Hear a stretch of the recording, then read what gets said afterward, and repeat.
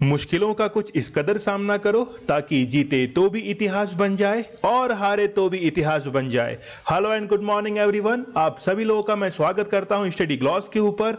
और बहुत ही बेहतरीन सुबह में एक कप चाय के साथ हम लोग शुरुआत करते हैं। तो पहले आप लोग एक कप चाय ले लीजिए और फिर मैं भी फुल एनर्जी के साथ आप लोगों को ये करंट अफेयर का सेशन जो है वो पढ़ाता हूं। लेकिन ऐसे कैसे हो सकता है कि हम लोग चाय पिएं और हमारे लीडर सिद्धांत सर जो हैं वो चाय ना पिए। तो एक कप जो है वो उनके लिए भी फिल कर लेते हैं और शुरू करते हैं हम लोग 13 मई के बहुत ही बेहतरीन करंट अफेयर। तो चलिए शुरू करते हैं अंतर्राष्ट्रीय और राष्ट्रीय खबरों के साथ। फिलिस्तीन और इजराइल के बीच बन रहे युद्ध के हालात। तो रिसेंटली आपको पता होगा कि अल अक्सा जो मस्जिद है वहां पर इजराइल के पुलिस ने हमला किया था, जो कि ये स्थित है यरूशलेम के अंदर। 10 मई को इजराइल जो है, इजराइल के यहूदी वो यरूशलेम दिवस के रूप में मनाते हैं। तो यरूशलेम जो है वो इजराइल और फिलिस्तीन दोनों की कंबाइंड कैपिटल है। तो कई कॉन्फ्लिक्ट जो है वो इनके बीच में हो रहे हैं। यहां पे आप लोग ध्यान रखिए कि अभी युद्ध के हालात यहां पे बने हुए हैं, लेकिन इजराइल जो है इसने एक शील्ड का यूज किया है जिससे 90% तक हमला जो है फिलिस्तीनियों का वो इजराइल ने रोक दिया है। G7 की बैठक के लिए ब्रिटेन नहीं जाएंगे प्रधानमंत्री मोदी। तो जून के अंदर ये बैठक जो है 11 से 13 जून के बीच में ये बैठक कंडक्ट करवाई जा रही है। तो वहां पर प्रधानमंत्री मोदी जो है वो हिस्सा लेने नहीं जाएंगे, क्योंकि आपको पता होगा कि भारत जो है वो अभी कोविड से जूझ रहा है। तो इनकी जगह पर एस जयशंकर जो है वो जा सकते हैं। G7 जो है वो डेवलप्ड नेशंस का एक ग्रुप है जिसमें 7 कंट्रीज हैं। इसमें केवल एकमात्र देश जो है एशिया का वो जापान है। तो आपको पता होगा कि G7 कंट्रीज के अंदर दक्षिण कोरिया, ऑस्ट्रेलिया और भारत को इनविटेशन दिया गया था। और अब जो है वो भारत की ओर से विदेश मंत्री एस जयशंकर इसमें शामिल होंगे। जैविक हथियार बनाने से जुड़े दस्तावेज पर चीन ने दी सफाई। रिसेंटली आपको पता होगा कि चीन का जो वुहान शहर है वहां से कोरोना वायरस इजाद हुआ था, वहां से जो है वो स्प्रेड होना शुरू हुआ और कुछ डॉक्यूमेंट जो थे वो अमेरिका के हाथ भी लगे थे। लेकिन इससे साफ इनकार कर दिया है चाइना ने, और चाइना ने ये कहा है कि हमारे ऊपर ये इल्जाम लगाया जा रहा है कि ऐसा कोई भी बायो वेपन जो है वो हमने तैयार नहीं किया था। लेकिन 2015 के अंदर एक ऐसी किताब मिली थी जिससे यह प्रमाणित होता है कि कहीं ना कहीं चाइना जो है वो बायो वेपन तैयार कर रहा था। लंदन से मां सरस्वती की मूर्ति शीघ्र लाए भारत। तो ये जूलॉजिकल सर्वे ऑफ इंडिया जो है उसके द्वारा ये कहा गया है कि लंदन के अंदर जो वाघ देवी है, मतलब सरस्वती की जो मूर्ति है, उसको जल्द ही भारत लाया जाए। ईरान में नए राष्ट्रपति चुनाव की तैयारी। तो हसन रूहानी जो है इन्होंने अपने 2 कार्यकाल पूरे कर लिए हैं। दोनों कार्यकाल में इन्होंने काफी अच्छा काम किया और अब जो है वो नए राष्ट्रपति के चुनाव यहां पे होने जा रहे हैं। देखिए, ईरान के ऊपर सैंक्शंस लगा दिए थे अमेरिका ने, ये तो आप लोगों को पता होगा। और इसके बाद में ईरान की जो इकोनॉमी है वो काफी ज्यादा डाउन चली गई थी। तो बात करेंगे इसके बारे में हम लोग और भी। लेकिन हसन रूहानी जो है उन्होंने अपना राष्ट्रपति का कार्यकाल पूरा कर लिया है। बहरीन के प्रिंस ने टीम के साथ माउंट एवरेस्ट फतेह कर बनाया रिकॉर्ड। देखिए, ये पहली ऐसी टीम बन गई है जिन्होंने माउंट एवरेस्ट को फतेह किया है। तो बहरीन के जो प्रिंस हैं वो इनकी जो टीम है उन्होंने माउंट एवरेस्ट को फतेह किया। रिसेंटली आपको एक न्यूज भी पता होगी कि चाइना जो है वो माउंट एवरेस्ट के ऊपर एक बाउंड्री लाइन जो है उसको क्रिएट करने जा रहा है। तो कहीं ना कहीं चाइना ये सोचता है कि माउंट एवरेस्ट जो है वो भी उसके कब्जे में आ जाए। हो सकता है कि वो उसकी दूरदर्शिता यानी कि वो बाद के बारे में यानी कि फ्यूचर के बारे में ऐसा सोच रहा हो। निगेटिव रिपोर्ट के बिना गोवा में प्रवेश नहीं, हाईकोर्ट। तो हाईकोर्ट ने यह कहा है कि जब आपकी कोविड रिपोर्ट जो है नेगेटिव आएगी उसके बाद ही आपको एंट्री दी जाएगी गोवा के अंदर, क्योंकि गोवा के अंदर भी अब जो है वो केसेस ज्यादा बढ़ रहे हैं। महज 1 माह में AMU यानी कि अलीगढ़ मुस्लिम विश्वविद्यालय ने खो दिए 19 अनमोल रत्न। देखिए, बहुत ही ये दर्दनाक घटना है कि 19 जो प्रोफेसर्स हैं इनकी लगभग इनमें से 6-7 प्रोफेसर जो है उनकी उम्र 45 वर्ष से अधिक बताई जा रही है। अलीगढ़ मुस्लिम विश्वविद्यालय के जो अनमोल हीरे हैं वो खो दिए हैं AMU ने। तो AMU जो है उसने विश्व की पहली कोविड-19 लाइब्रेरी जो थी वो भी स्थापित की थी।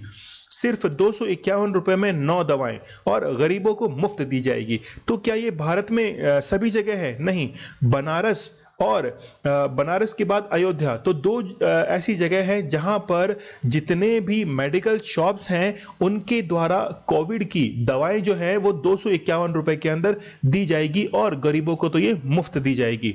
1971 की जंग के hero squadron leader Anil Bhalla का निधन हो चुका है। देखिए मिग-21 जो है इसका इस्तेमाल इन्होंने 1971 के भारत पाक वॉर के अंदर किया था और अब जो है इनका निधन हो चुका है। नाम आप लोग याद रखना, अनिल भल्ला इनका नाम है। स्टडी ग्लॉस को आप लोग सब्सक्राइब करना ना भूलिएगा, क्योंकि स्टडी ग्लॉस आप लोगों के लिए बहुत ही बेहतरीन कंटेंट लेके आता है। तो प्लीज आप लोग इसे सब्सक्राइब कीजिए और यदि जो मैं कंटेंट आपको प्रोवाइड कराता हूं अगर आपको पसंद आ रहा है तो आप प्लीज इसे शेयर कीजिए ताकि ज्यादा से ज्यादा स्टूडेंट्स तक ये नॉलेज जो है वो पहुंच सके। चलिए पहले क्वेश्चन के साथ हम लोग शुरुआत करते हैं। किस देश में पहली बार मेट्रो रेल सेवा का परीक्षण किया गया है? तो ये परीक्षण जो किया गया है ये किया गया है कहां पर? बांग्लादेश के अंदर इसको टेस्ट किया गया है। तो देखिए ये जो टेस्ट किया गया है वो कहां पे किया गया है? तो आप लोग याद रखना, ढाका के अंदर ये टेस्ट किया गया है। 6 कोच जो है वो इसमें शामिल होंगे और इन कोचों को जहां से परचेज किया गया है वो देश है जापान। तो जापान से कोच जो है वो कहां पर आएंगे? बांग्लादेश के अंदर आएंगे और ये देश की पहली इलेक्ट्रिफाइड मेट्रो ट्रेन है। तो याद रखना ये जो चलेगी वो कहां से कहां तक चलेगी? तो उत्तरा से, जगह का नाम है उत्तरा से ये चलेगी मोती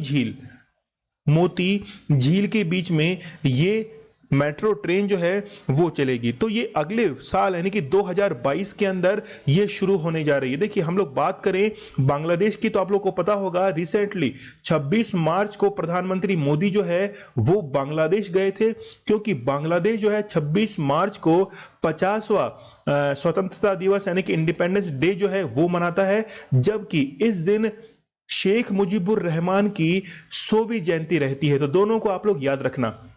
जब प्रधानमंत्री मोदी बांग्लादेश गए तो इन्होंने एक ट्रेन जो है इसका उद्घाटन भी किया था, वो है मिताली एक्सप्रेस। तो मिताली एक्सप्रेस जो है इसका उद्घाटन किया, ठीक है। और ये कहां से कहां के बीच में चलाई जाएगी? भारत से बांग्लादेश के बीच में, ढाका से जलपाईगुड़ी। देखिए स्टेशनों के नाम आप लोग याद रखना, ढाका से न्यू जलपाईगुड़ी जो है इसके बीच में ये ट्रेन चलाई जाएगी। तो मिताली एक्सप्रेस ये तो हो गई एक। इससे पहले 2 ट्रेन जो हैं वो और चलती हैं। एक तो आप लोग याद रखना मैत्री एक्सप्रेस और मैत्री एक्सप्रेस जो चलती है वो चलती है कोलकाता से ढाका के बीच।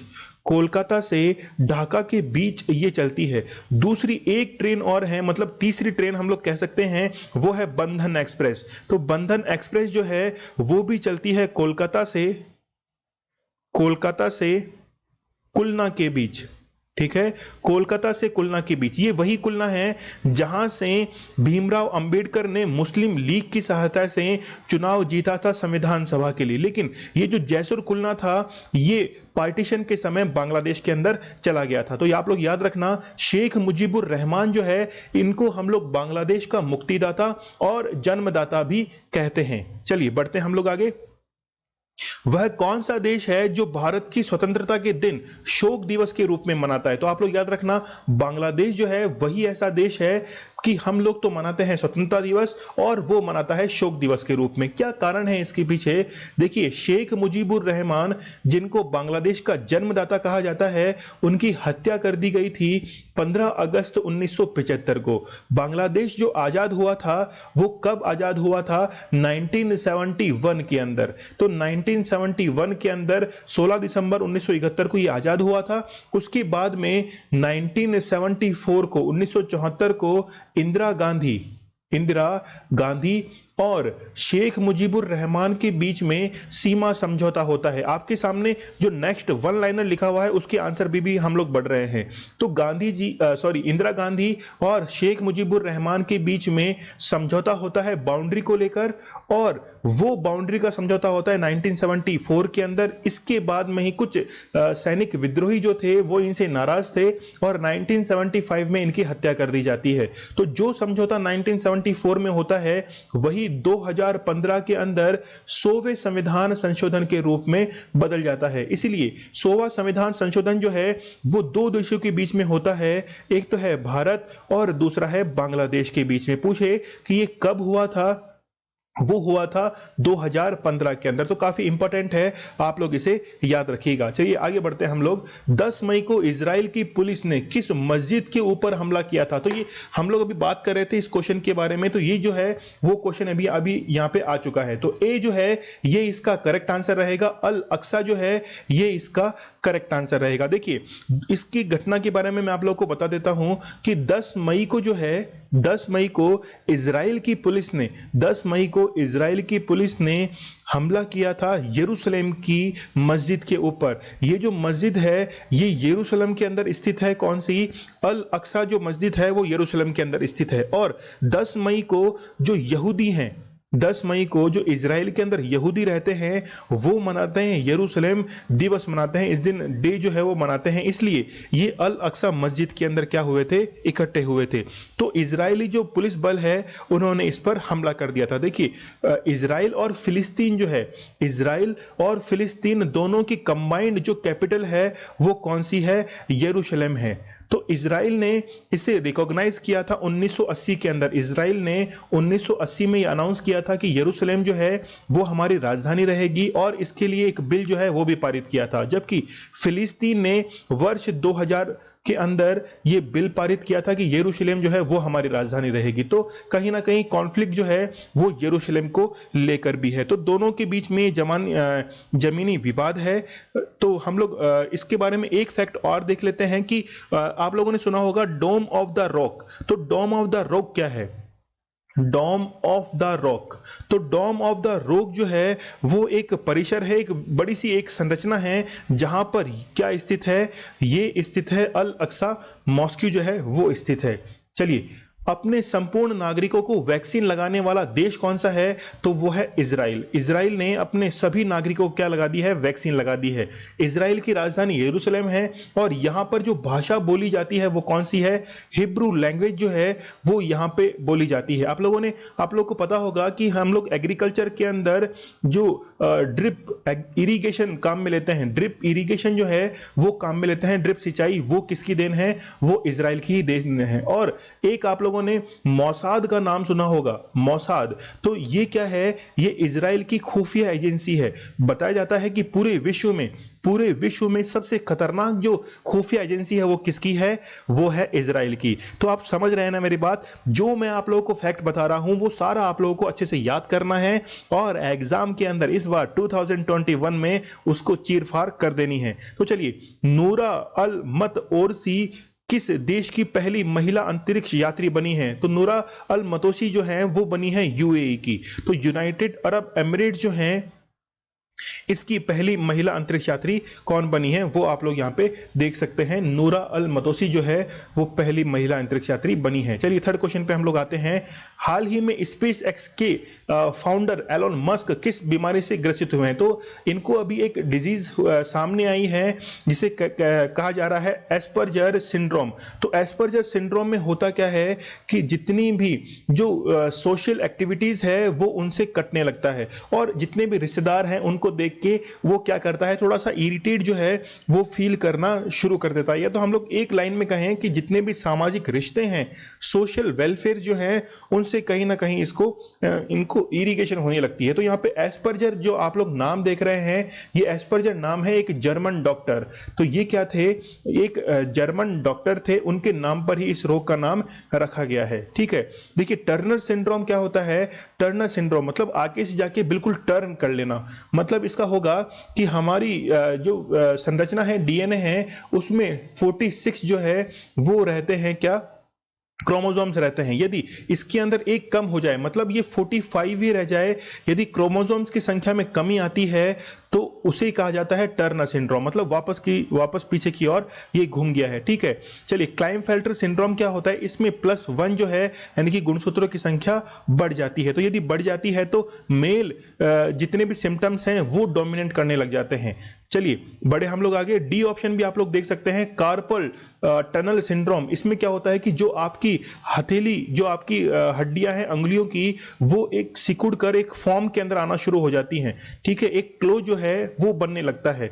तो इसके अंदर सारे सिंड्रोम जो है वो आप लोग समझ रहे होंगे। तो एलोन मस्क जो है वो स्पेस एक्स के फाउंडर हैं। लूनार गेटवे मिशन ये किसका है, ये है नासा का मिशन है। लेकिन लूनार गेटवे को समझने से पहले आप लोग आर्टेमिस मिशन को समझिए, फिर इसके बाद में आपको लूनार गेटवे समझ में आएगा। देखिए आर्टेमिस मिशन है कि 2024 तक एक फीमेल जो एस्ट्रोनॉट है, इनको पहुंचाना है कहां पर, मून की सरफेस पे पहुंचाना है। और इसके लिए कौन सा चलाया गया है, नासा का आर्टेमिस मिशन जो है वो चलाया गया है। ठीक है, लेकिन देखिए किसी भी डेस्टिनी पे आपको पहुंचना है तो बीच में कहीं ना कहीं रेस्ट जो है वो करना ही पड़ता है। इसलिए जब भी ये मिशन छोड़ा जाएगा तो चंद्रमा पर पहुंचने के लिए बीच में जो है वो रेस्ट लिया जाएगा, और रेस्ट लेने के लिए एक स्पेस स्टेशन जो है वो वहां पे बनाया जाएगा। तो ये जो स्पेस स्टेशन बनाया जा रहा है इसको ही क्या कहा जा रहा है, लूनार गेटवे मिशन कहा जा रहा है। देखिए ये हमारी अर्थ है और ये है मून। तो अर्थ से जब मून पे जाएगा मिशन तो बीच में एक स्पेस स्टेशन, मान लीजिए कोई खराबी आती है, कोई भी सुधार करना है तो वो लूनार गेटवे, ये जो स्पेस स्टेशन है यहां पे उसको वापस से सुधारा जा सकता है। तो ठीक है, समझ गए आप लोग जैसे नासा किसके लिए काम करती है, यूएसए के लिए काम करती है, वैसे ही जैक्सा जो है वो काम करती है जापान के लिए। उसके बाद में सीएनएसए जो है ये काम करती है चाइना के लिए। एक रूस की है, कौन सी, रोसकॉसमॉस जो है वो किसकी है, रूस की स्पेस एजेंसी है। भारत की कौन सी है, भारत की है इसरो। देखिए इसरो की 2 संगठन हैं, एक तो आप लोग याद रखना एंट्रिक्स, और एक है NSIL, new space India limited, जिसको 2019 के अंदर फाउंड किया गया था। तो ये क्या है, दोनों ही एक कमर्शियल विंग है ऑफ इसरो। तो एंट्रिक्स क्या काम करती है कि जो भी सैटेलाइट किसी बाहरी अंतरराष्ट्रीय स्तर पर छोड़े जा रहे हैं उनके साथ डील करती है कि कितना लेन देन किया जाएगा। तो यहाँ पे वित्त की बात आ रही है, तो फाइनेंस की जहां पे बात आती है वहां पे बहुत ही सतर्क और सावधान रहने की जरूरत है। तो बने रहिए हमारे साथ, बहुत ही बेहतरीन करंट अफेयर हम लोग तैयार कर रहे हैं। किस राज्य में स्थित ऑक्सीजन पार्क को बीमा बांस के साथ निर्मित किया गया है। देखिए ये तो कल हमने पढ़ा था कि बीमा बांस किसे कहा जाता है। ये क्या है, ये एक ऐसा बांस है जो कि नई किस्म जो है इजाद की गई है। इसमें क्या होता है कि ये एक दिन में 1.3 फीट तक ये क्या करता है, ये बढ़ जाता है ये बांस। और सप्ताह के अंदर, यदि वीक के अंदर हम लोग बात करें तो लगभग 30 फीट तक ये ग्रो कर जाता है। नाम क्या है, बीमा बांस है ये। अब ये ऑक्सीजन पार्क जो है वो कहां पे बनाया गया है, तमिलनाडु के अंदर ये ऑक्सीजन पार्क बनाया गया है। किसकी सहायता से, बीमा बांस की सहायता से ये बनाया गया। तो यहां पे आप लोग देख सकते हैं बीमा बांस जो है,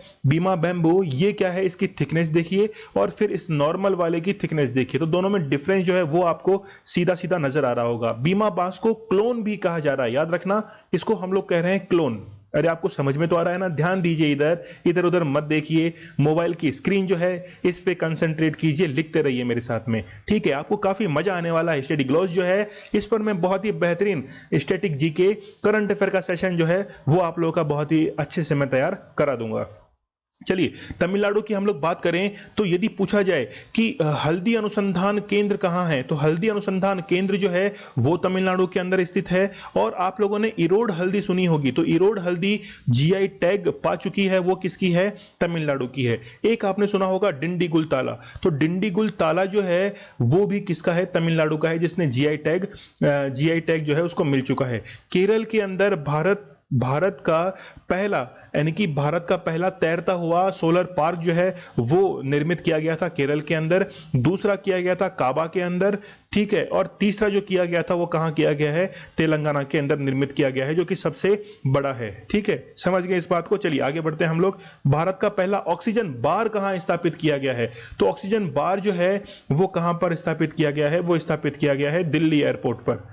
दिल्ली एयरपोर्ट जो है, इंदिरा गांधी एयरपोर्ट भी इसे कहते हैं, ये भारत का सबसे बिजिएस्ट एयरपोर्ट है। यहाँ पर ऑक्सीजन बार जो है वो स्थापित किया गया है। कोविड संक्रमण के चलते किस देश में आपातकाल की इमरजेंसी की घोषणा की गई? तो जापान के अंदर जो है वो इमरजेंसी की घोषणा की गई। तो जापान की राजधानी क्या है? टोक्यो है। और टोक्यो किस द्वीप पर स्थित है? हॉन्शू जो आइलैंड है यहां पर स्थित है। तो होकाइडो, हॉन्शू, शिकोको और क्यूशू, ये जो है ये चार आइलैंड जो है इनका नॉर्थ टू साउथ जो क्रम है वो भी यही है। तो आप लोग याद रखना, टोक्यो जो है वो हॉन्शू द्वीप पर स्थित है। देखिए, दो शहर आप लोगों ने सुने होंगे, एक तो है हिरोशिमा, ठीक है, और दूसरा है नागासाकी। ये दोनों जो है ये शहर दोनों आपने सुने होंगे। तो हिरोशिमा जो है वो स्थित है हॉन्शू के ऊपर और नागासाकी जो है वो क्यूशू के ऊपर स्थित है। हिरोशिमा के ऊपर जो परमाणु बम गिराया था वो 6 अगस्त 1945 को गिराया गया था, जबकि नागासाकी के ऊपर 9 अगस्त 1945 में ये बम जो है परमाणु बम ये गिराया गया था। किसके द्वारा गिराया गया था? यूएसए के द्वारा गिराया गया था और वो गिराया गया था हवाई द्वीप के ऊपर से। ठीक है, चलिए, इसका नाम क्या था? इसका नाम था लिटिल बॉय। इसका नाम क्या था? लिटिल बॉय इसका नाम था। और जो 9 अगस्त को नागासाकी पर गिराया गया था इसका नाम था क्या? Fat boy. तो दोनों नाम जो है वो भी आप लोग याद रखना। ऑक्सीजन एक्सप्रेस की शुरुआत कहां से कहां तक की गई? तो आप लोग याद रखना, इसकी शुरुआत की गई मुंबई टू विशाखापट्टनम। विशाखापट्टनम जो है वहां पर इसकी शुरुआत की गई है ऑक्सीजन एक्सप्रेस की। चलिए अगले क्वेश्चन की तरफ हम लोग बढ़ते हैं। माउंट सिनाबंग ज्वालामुखी किस देश में स्थित है? तो ये कहां पर स्थित है? इंडोनेशिया के अंदर ये ज्वालामुखी स्थित है। देखिए, ये जो आता है ये आता है रिंग ऑफ फायर में। रिंग ऑफ फायर जो है इसके अंदर ये ज्वालामुखी आता है। और रिंग ऑफ फायर क्या है? पैसिफिक ओशन की जो बाउंड्री है, पैसिफिक ओशन की जो बाउंड्री है उस बाउंड्री पर कई सारे ज्वालामुखी जो है स्थित हैं, वॉल्केनोज जो हैं वो स्थित है। इसीलिए रिंग ऑफ फायर के अंदर लगभग 75% तक 75% जो है वो क्या पाए जाते हैं? ज्वालामुखी पाए जाते हैं। ठीक है, तो ये स्थित कहां पे है? ये सिनाबंग ज्वालामुखी ये स्थित है सुमात्रा के अंदर। सुमात्रा के अंदर ये स्थित है। देखिए, इंडोनेशिया के और भी कई आइलैंड है, जैसे आप लोगों ने सुना होगा इरियन जया, ये भी किसका है? ये भी है इंडोनेशिया का। फिर आप लोगों ने सुना होगा जकार्ता, ये तो इसकी कैपिटल भी है। और फिर आप लोगों ने सुना होगा बोर्नियो। तो बोर्नियो जो है वो इंडोनेशिया का ही एक आइलैंड है और बोर्नियो विश्व का तीसरा सबसे बड़ा द्वीप है। विश्व का तीसरा सबसे बड़ा द्वीप है। जबकि पूछा जाए कि एशिया का सबसे बड़ा आइलैंड कौन सा है, तो एशिया का सबसे बड़ा जो आइलैंड है वो कौन सा है? वो है बोर्नियो। और ये किस पर स्थित है? ये इक्वेटोरियल लाइन पर, भूमध्य रेखा के ऊपर स्थित है। तो भूमध्य रेखा के ऊपर स्थित है, एशिया का सबसे बड़ा है और विश्व का तीसरा सबसे बड़ा है। पहला कौन सा है? पहला जो है वो है ग्रीनलैंड। पहले स्थान पर जो आता है वो आता है ग्रीनलैंड। ठीक है, दूसरे पे आता है पपुआ न्यू गिनी। दूसरे पे आता है पपुआ न्यू गिनी। तीसरे पे जो आता है वो है बोर्नियो और चौथे पे जो आता है वो है मेडागास्कर। तो आप लोग ये याद रखना, काफी इंपॉर्टेंट है। देखिए, न्यूजीलैंड की हम लोग बात करें तो न्यूजीलैंड की राजधानी है वेलिंगटन। न्यूजीलैंड की राजधानी है वेलिंगटन। और वेलिंगटन जो है, देखिए, न्यूजीलैंड 2 द्वीपों से मिलकर बना है। एक तो है नॉर्दर्न आइलैंड, एक है सदर्न आइलैंड। दोनों के बीच में एक जल संधि स्थित है जिसे हम लोग कहते हैं कुक जल संधि। इसे कहा जाता है कुक वाटर स्ट्रेट। देखिए, ऑस्ट्रेलिया की हम लोग बात करें तो यदि मान लीजिए कि ये जो है मैं ऑस्ट्रेलिया का मैप बनाता हूं, तो ऑस्ट्रेलिया जो है ये थोड़ा सा इधर उधर बन गया है, तो आप लोग थोड़ा सा एडजस्ट करना। तो ऑस्ट्रेलिया जो है यहां पर 2 नदियां बहती है, एक तो है मर्रे और एक है डार्लिंग। तो मर्रे और डार्लिंग जो हैं ये दोनों नदियां आपस में मिलती हैं। और यदि पूछा जाए कि ऑस्ट्रेलिया की सबसे लंबी नदी कौन सी है, तो आप लोग याद रखना, मर्रे जो नदी है वो ऑस्ट्रेलिया की सबसे लंबी नदी है। ऑस्ट्रेलिया के ईस्टर्न जो रेंज है यहां पर ग्रेट डिवाइडिंग रेंज जो है वो स्थित है। और इसकी सबसे ऊंची पीक जो है वो कौन सी है? कैशुस्को इसकी सबसे ऊंची पीक है। और इसके ईस्टर्न कोस्ट पर ग्रेट बैरियर रीफ जो है वो भी स्थित है। आप लोग याद रखना ऑस्ट्रेलिया के बारे में। जापान के 4 आइलैंड जो है वो मैंने आप लोगों को बता दिए हैं। चलिए, इंडोनेशिया की नई राजधानी के रूप में किसे नामित किया जाएगा? कौन सी बनेगी? तो देखिए, जकार्ता जो है वो अभी राजधानी है, लेकिन इसे ट्रांसफर किया जाएगा कहां पर? कालीमंतान के अंदर। और आप लोग पूछेंगे कि सर ऐसा क्यों किया जाएगा? ऐसा इसलिए किया जाएगा क्योंकि ये जो है जकार्ता वो धीरे धीरे पानी में डूब रहा है। ये क्या कर रहा है? पानी में डूब रहा है। और पानी का डूबने का कारण तो आप लोग जानते ही होंगे कि पृथ्वी का जो तापमान है, अर्थ का जो टेम्परेचर है वो धीरे धीरे राइज कर रहा है, और राइज करने से जो सी लेवल है वो भी इंक्रीज हो रहा है। इसलिए ये क्या कर रहा है, ये 1.5 से 2 इंच जो है वो हर साल पानी में डूबता जा रहा है। इसलिए इंडोनेशिया ने ये सोचा है कि अब जो है कैपिटल को हम लोग कहां पे ट्रांसफर करेंगे? कालीमंतान के अंदर ट्रांसफर करेंगे। देखिए, मौना लाओ जो ज्वालामुखी है वो हवाई के अंदर स्थित है, याद रखना। हवाई द्वीप के मैंने आपको बताया था कि एक जगह है होनोलुलु। होनोलुलु जो है वो जगह है जहां पर अभिषेक बच्चन और ऐश्वर्या राय हनीमून के लिए गए भी थे। फिर देखिए, हवाई के अंदर आप लोगों ने एक जगह और सुनी होगी जो कि नेवल बेस है। किसका नेवल बेस है? किसका? यूएसए का। ठीक है, तो आप लोग मुझे कमेंट बॉक्स में बताना कि हवाई द्वीप के ऊपर यूएसए का नेवल बेस कौन सा है जहां से इसने जापान के हिरोशिमा और नागासाकी पर हमला किया था। ठीक है, तो माउंट वेसुवियस जो है वो इटली के अंदर स्थित है। माउंट मेरापी जो है वो इंडोनेशिया के अंदर स्थित है। ताल वॉल्केनो ये भी अभी एक्टिव हुआ था, फिलीपींस के अंदर स्थित है।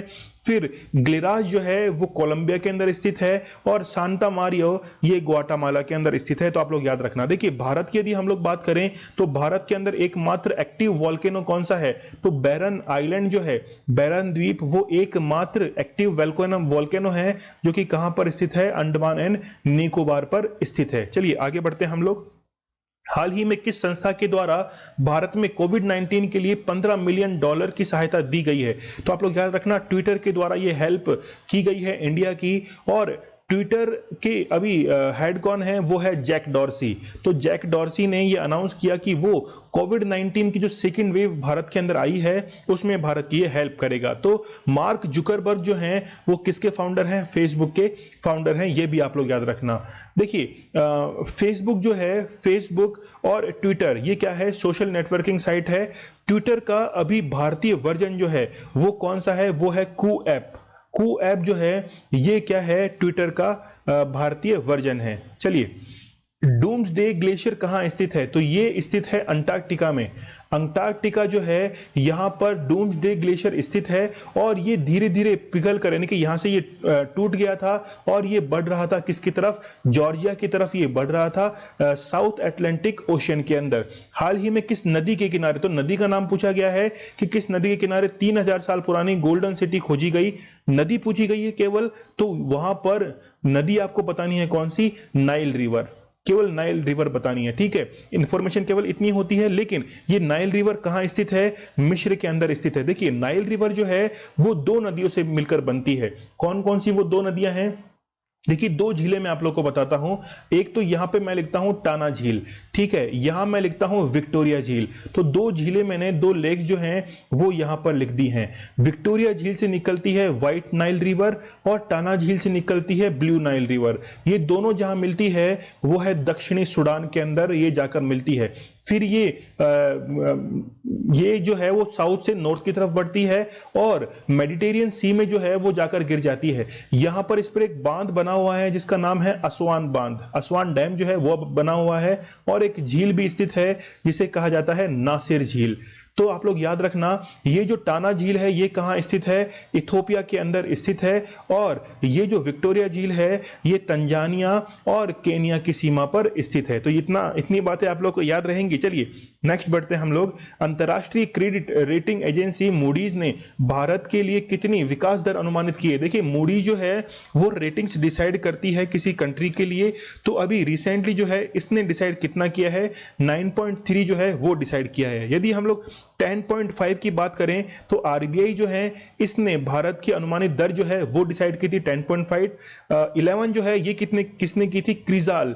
तो क्रिजाल जो है, क्रिजिल, इसने किया था कितना? 11%। जबकि 12.5% जो है वो है IMF, इंटरनेशनल मॉनेटरी फंड जो है इसने कितना बताया था? 12.5% बताया था। तो ये अभी कोविड के चलते काफी कम जो है वो बताई जा रही है। देखिए, यहां पे मैंने लिख दिया है IMF। तो IMF के बारे में 2 बात कर लेते हैं कि IMF और वर्ल्ड बैंक को हम लोग कहते हैं जुड़वा संस्थाएं कहते हैं, है ना, ट्विंस इंस्टीट्यूशन जो है इनको कहते हैं।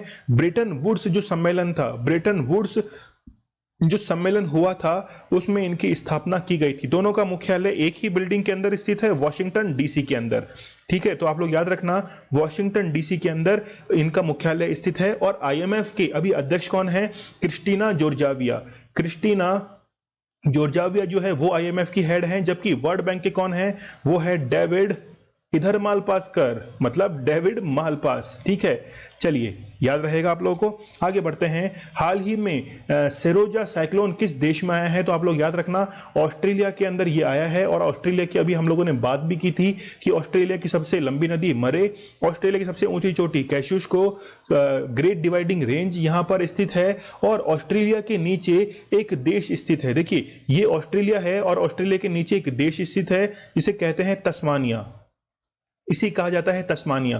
तो ऑस्ट्रेलिया और तस्मानिया के बीच में जो जल संधि स्थित है इसे कहा जाता है क्या? बास जल संधि। तो बास वाटर स्ट्रीट जो है वो ऑस्ट्रेलिया और तस्मानिया के बीच में स्थित है। बाली काटन युद्ध अभ्यास मिलिट्री एक्सरसाइज जो है ये किसके बीच में अभी करवाई गई थी? तो ये करवाई गई थी किस किस के बीच में?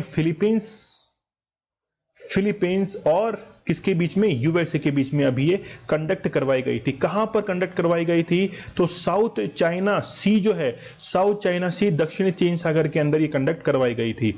चलिए बढ़ते हम लोग आगे। हाल ही में किस राज्य के द्वारा म्यूकामाइकोसिस रोग का निःशुल्क इलाज करने की घोषणा की गई है? तो म्यूकामाइकोसिस जो है उसका इलाज जो है महाराष्ट्र करेगा, निःशुल्क करेगा। ये कौन सा रोग है? इसमें जो है वो आंख जो है बिल्कुल लाल हो जाती है और सूजन आ जाती है और फेफड़े जो हैं अपने लंग्स जो हैं वहां पर भी सूजन जो है, सॉइलिंग जो है वो आना शुरू हो जाती है। इसको हम लोग कहते हैं ब्लैक फंगस भी इसे कहा जा रहा है। ये वातावरण के अंदर यानी कि जो हमारा एनवायरनमेंट है वहां पर फंगस जो है वो तैरती रहती हैं और हमारे रेस्पिरेटरी सिस्टम के साथ वो हमारे लंग्स के अंदर पहुंच जाती है। तो उस समय क्या होता है कि व्यक्ति की मौत भी हो जाती है। देखिए जब कोविड किसी को होता है तो ऑक्सीजन की कमी होने लगती है। कोविड जब किसी को होता है तो ऑक्सीजन की कमी होने लगती है। ऐसा क्यों होता है? ऐसा इसलिए होता है कि जो हमारे लंग्स हैं, जो हमारे फेफड़े हैं, फेफड़ों के अंदर एक इसकी फंक्शनल यूनिट पाई जाती है जिसको कहा जाता है एल्वियोली।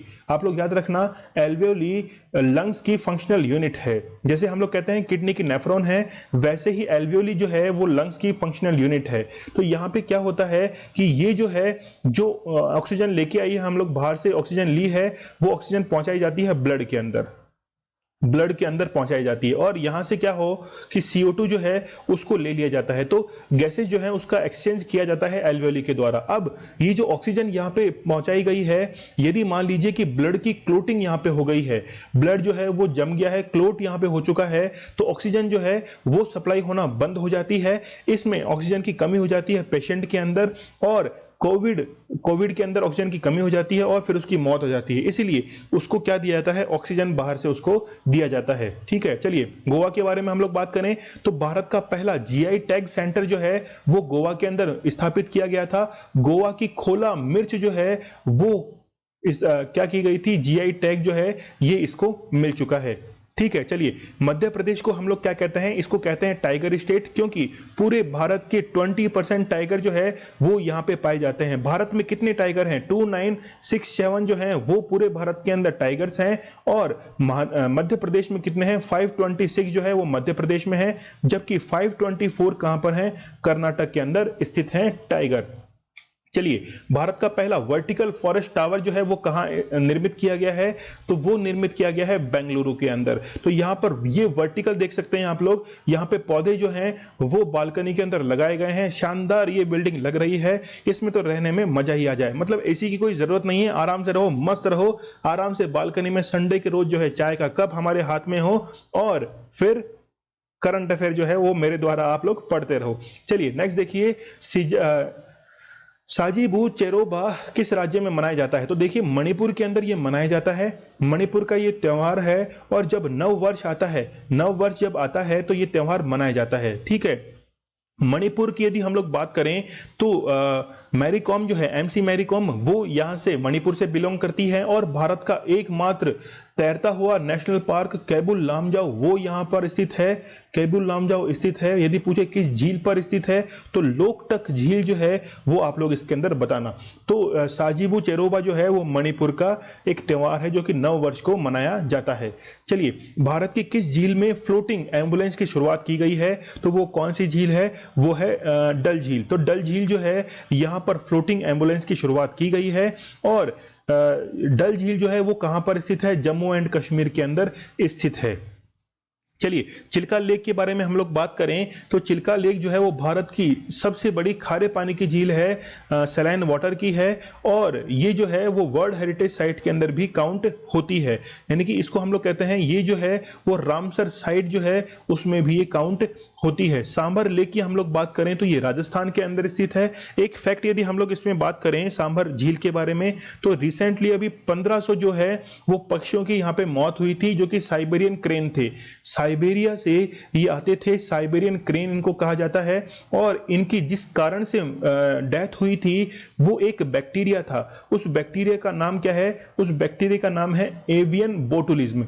ठीक है, याद रखना, एवियन बोटुलिज्म जो है ये इस बैक्टीरिया का नाम था जो कि कहां पे पाया जाता है? ये मिट्टी के अंदर पाया जाता है। तो मिट्टी में एवियन बोटुलिज्म पाया जाता है, वो इन पक्षियों के अंदर चला गया, इसलिए सांभर झील के अंदर क्या हुआ? इन पक्षियों की मृत्यु हुई। तो सांभर झील जो है वो राजस्थान के अंदर स्थित है और ये भी क्या है? एक रामसर साइट है। देखिए, राजस्थान के अंदर 2 रामसर साइट हैं, एक तो है सांभर लेक और दूसरा है कौन सा? भरतपुर के अंदर केवला नेशनल पार्क जो है, केवला राष्ट्रीय उद्यान, वो भी यहां पर स्थित है। चलिए, ग्रेट लेक्स के बारे में पढ़ रहे हैं तो ग्रेट लेक्स को हम लोग पीछे कैसे छोड़ सकते हैं? मैं आप लोगों को एक ट्रिक देता हूं 5 झीलों को याद करने की। आप लोग याद रखना, Superman helps everyone. Superman helps everyone जो है ये आप लोग याद रखना। देखिए, यहां पर एस लिखा हुआ है, मतलब सुपीरियर, मिशिगन, ह्यूरन, ईरी और ओंटारियो। ठीक है, तो 5 झीलें जो हैं वो आप लोग लोकेट यहां पे कर सकते हैं। तो ये जो 5 झीलें हैं ये सेंट लॉरेंस नदी, सेंट लॉरेंस जो रिवर है इससे आपस में जुड़ी हुई है। यहाँ पर 2 झीलें जो है वो लास्ट वाली ईरी और ओंटारियो, इससे मिलकर दूसरा सबसे ऊंचा जो वाटरफॉल है नियाग्रा वाटरफॉल, वो ईरी और ओंटारियो झीलें जो है वो मिलकर बनाती है। सुपीरियर जो झील है, देखिए नाम आप लोग वापस से याद कीजिएगा, सुपीरियर, मिशिगन, ह्यूरन, ईरी और ओंटारियो। सुपीरियर जो झील है वो विश्व की सबसे बड़ी मीठे पानी की झील है, मतलब विश्व की सबसे बड़ी मीठे पानी की झील है। यदि पूछा जाए आप लोगों को कि सबसे खारी झील कौन सी है तो आप लोग याद रखना, टर्की के अंदर स्थित है वॉन झील। टर्की के अंदर स्थित है वॉन झील, वो सबसे ज्यादा खारी झील है। और जबकि मीठे पानी की जो झील है कौन सी है? वो है सुपीरियर झील। कहां पे है? स्थित है यूएसए के अंदर स्थित है। देखिए, कनाडा और यूएसए की जो बॉर्डर है यहां पर 49 जो लैटिट्यूड है वो इन दोनों को अलग करती है। और सबसे लंबी सीमा रेखा यदि पूछी जाए किन 2 देशों के बीच में पूरे वर्ल्ड में, तो आप लोगों को करना है अमेरिका और कनाडा के बीच में। यहां पर रॉकीज माउंटेन जो है वो इसके लेफ्ट में स्थित है और रॉकीज माउंटेन के लेफ्ट टू राइट एक हवा बहती है, गर्म जो विंड है वो है, उसका नाम है चिनूक।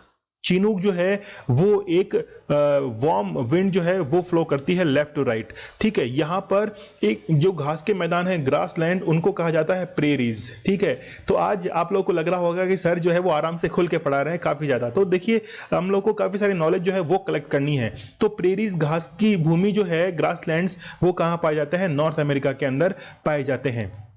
चलिए, नदी की हम लोग बात करें तो मिसिसिपी, मिसौरी, मिसिसिपी और मिसौरी जो है वो नदियां यहाँ पे बहती हैं जो कि मैक्सिको की खाड़ी में जाके गिर जाती हैं। तो मिसौरी जो है वो यहाँ की सबसे लंबी नदी है, यूएसए की मिसौरी सबसे लंबी नदी है, मैक्सिको की खाड़ी में जाके गिर जाती है। तो ये क्या बनाती हैं? एक पंजाकार डेल्टा का निर्माण करती है, पंजाकार डेल्टा का निर्माण करती है। चलिए बढ़े हम लोग आगे।